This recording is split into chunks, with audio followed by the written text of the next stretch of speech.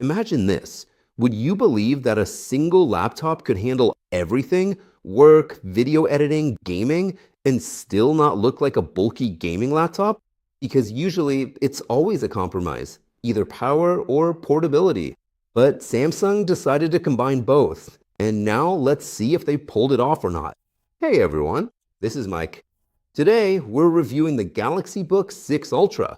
And to put it briefly, this is one of the most ambitious laptops in recent times, because here they're trying to create a truly universal device. Not just a gaming laptop for the office, and not purely a gaming laptop either, but something in between.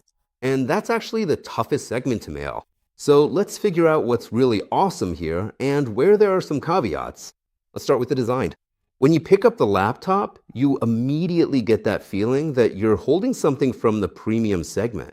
Cold metal, a sturdy chassis, nothing creaks, nothing wobbles, everything is put together neatly, precisely, and impressively. Yeah, it really does remind you of a MacBook. And yeah, that's obvious. But let's be honest. If a design is convenient, logical, and time-tested, that's not a downside. It's just a practical solution. At the same time, Samsung has its own touches, slightly different lines, its own texture, its own style. And overall, in person, it looks very neat. And importantly, it's thin, but it doesn't feel hollow. When you hold it in your hands, you can tell there's some serious hardware inside. Now the screen. And this is where Samsung really shows off the dynamic AMOLED 2X level, and you can see it right away. Deep blacks, contrast, colors. The picture is literally alive. This is especially noticeable when you're watching videos or working with graphics. Plus 120 Hz, and that really adds to the feeling of speed.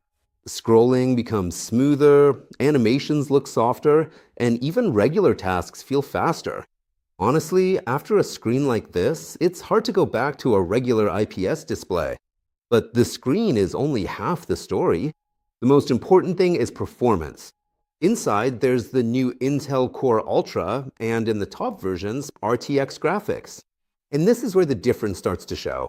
This is no longer just a laptop for browsing the web. You can easily edit videos, work on heavy projects, use AI, and it doesn't choke. It just handles the tasks, and you never feel like you're overloading it. But the most important thing isn't the benchmarks, it's the feeling. And here, it's simple, it's fast. You open programs, and they launch instantly. You switch between tasks with no lag, and you don't even think about performance. You just get your work done. And that's the strongest impression this laptop leaves you with. Now, here's a surprise: gaming.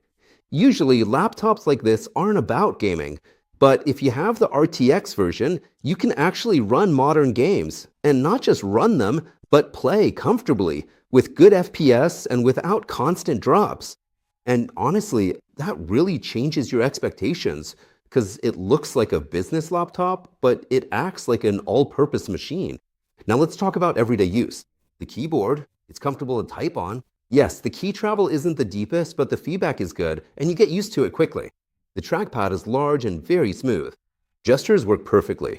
And now, the sound. This is where it really surprises you. The sound is actually loud and spacious, and you honestly start to think that it's getting close to MacBook level. The ports are all logical: USB-C, Thunderbolt, HDMI, and most importantly, there's an SD card slot. If you shoot, edit, or work with content, you know just how important that is. Now the battery. For everyday tasks, it easily lasts the whole day without constantly searching for a charger. But if you start pushing it, like gaming or video editing, it drains faster, but that's a fair trade-off for this kind of performance. Now let's honestly talk about the downsides. First, the price. This is not a cheap device. Second, the weight. It's not heavy, but it's not ultralight either. And third, the design. It's not unique, but that's a matter of taste. And now the main question, is it worth the money? If you need a laptop that can handle just about any task, work, content, performance without compromise, this is a really strong option. Samsung has actually managed to create a real competitor to the MacBook Pro, and they did it with a lot of confidence. Let me know in the comments. Would you choose this laptop for yourself, or would you still go for the MacBook Pro? Subscribe to the channel if you want more reviews like this. This was Mike with you. See you in the next video. Bye.